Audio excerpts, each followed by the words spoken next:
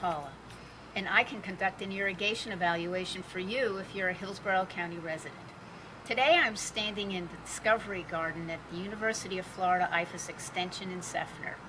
This demonstration garden relies on supplemental irrigation, so it's important to know how to operate and change the adjustments and settings on your irrigation controller so that the watering schedule is correct.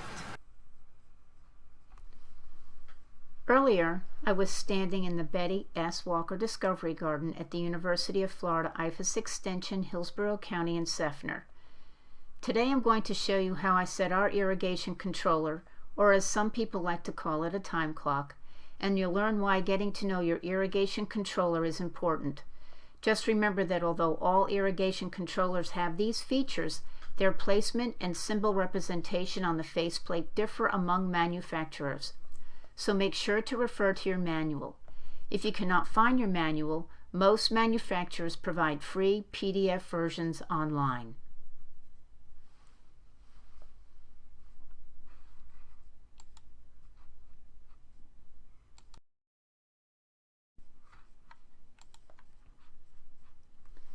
Date and time.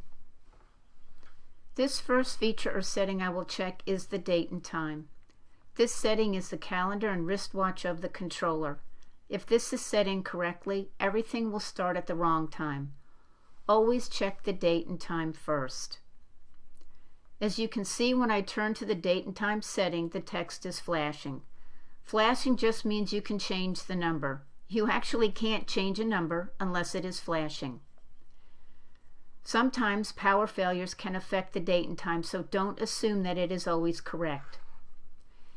If this was really the month of June, I would use the right advance arrow to scroll to the month position in the digital screen, and then use the plus or minus button to make the change necessary to get to the right month.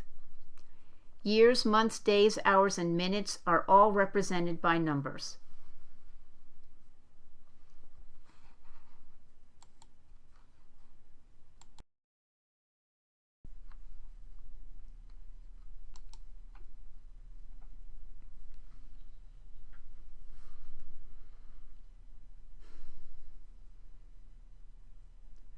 Start times. Now that I've made the corrected adjustment in the date and time feature, I'm going to check the start times. Going forward, it's a good idea to check that the words in the digital screen coincide with the function you are checking. As you can see at the controller's digital screen, there is a letter A, a number 1, and an ST, plus positions for hours and minutes. There is an AM as well in the screen. The print can get tiny in digital screens on some types of controllers. It's helpful to have a flashlight with you. The A is the program name. The 1 ST just means first. This is the first start time that includes the hours and minutes. On this controller, there are 4 start time positions available on each program. I'll talk a little more about programs after start times. This first start time setting will start every irrigation zone. I prefer to use the word zone. There are other terms used as well, such as station or valve, and you might see those terms on your controller faceplate. There is one start time at 2 a.m., so the irrigation will turn on and start watering at 2 a.m. in the morning. I do not need to set a start time for each individual zone. One start time will start all the zones. As one zone ends, another will begin. There are a few controllers on the market that do require each zone to have a start time, so check your manual.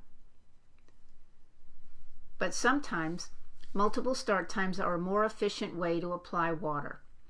Some spray heads emit water faster than the soil can absorb, and this can cause runoff in certain situations. Several start times with shorter run times would allow the water to seep into the soil instead of running off into the street and storm drains. If you look at the Hillsborough County Municipal Code that contains County Ordinances Part B, Public Utilities, Chapter 111, Section 111(7)A, Water Use Restrictions, the ordinance states you must pick a watering period. Hillsborough County has 2 watering periods a day, midnight to 8 a.m. and 6 p.m. to midnight. You cannot water in both, only one. Select one. So if I want to start a second start time on our controller, I would set a new time in the watering period we have selected, which is midnight to 8 a.m. I would use the arrow to advance to the second start time position, let's say 2 hours later, by using the plus and minus button to add or subtract hours and minutes. I now have 2 start times with 2 hours in between. The advantage is that gravity pulls water through the root zone, making room for the water from the next watering event. This can prevent runoff. When I turn the dial to watering run times, I'll cut the minutes in half.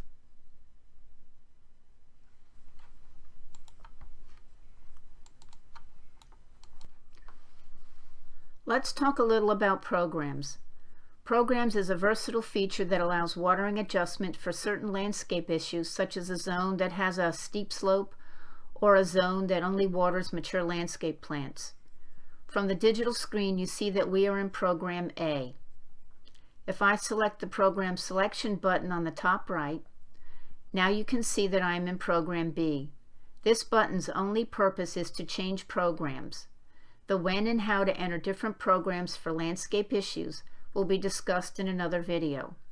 There are 3 programs on this controller, A, B, and C, so we will press this button until we get back to Program A. Remember, I have 2 start times. Run times. Now I need to check the run times. This setting is where I adjust the amount of time I want the zones to run. The first zone has 40 minutes. This is typically the amount of time I would set for rotors in the summer. I just set 2 start times on Program A. That means this zone will water 40 minutes during each start time. That's a total of 80 minutes. That is way too much. I want to split this in half. I'll use the minus button to reduce the minutes to 20. This zone will water 20 minutes twice for a total of 40 minutes. Use the same process for the other zones. To get to the next zone, press the Advance button.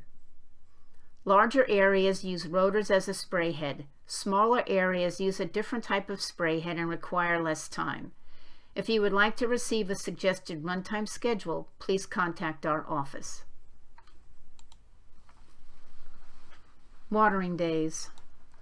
I set the run times. Now I need to set the days we're going to water. The days I schedule depend on the watering use ordinance.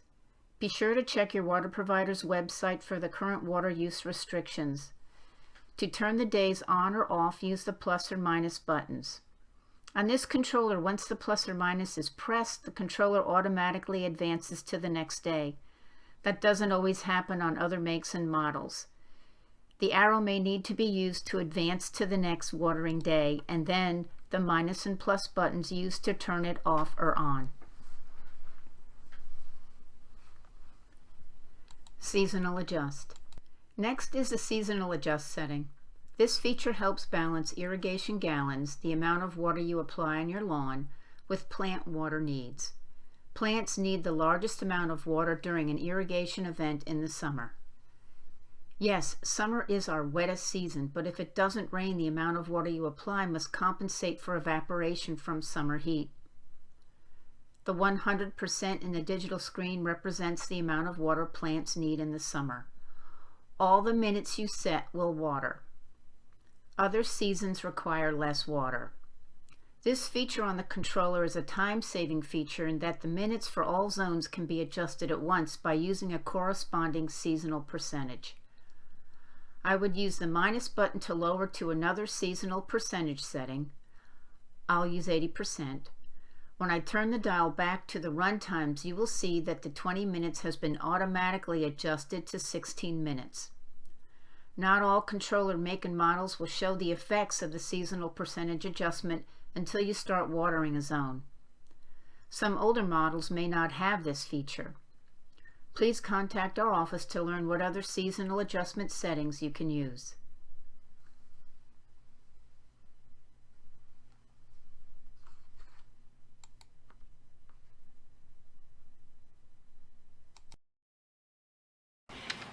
Remember to adjust your irrigation controller seasonally because your plant's water requirements change with the seasons. If you have any questions, please call me, Paula Staples, 813-744-5519, extension 54142, or Jacqueline Rivas, same phone number, different extension, 54144, if you need any help adjusting your irrigation controller.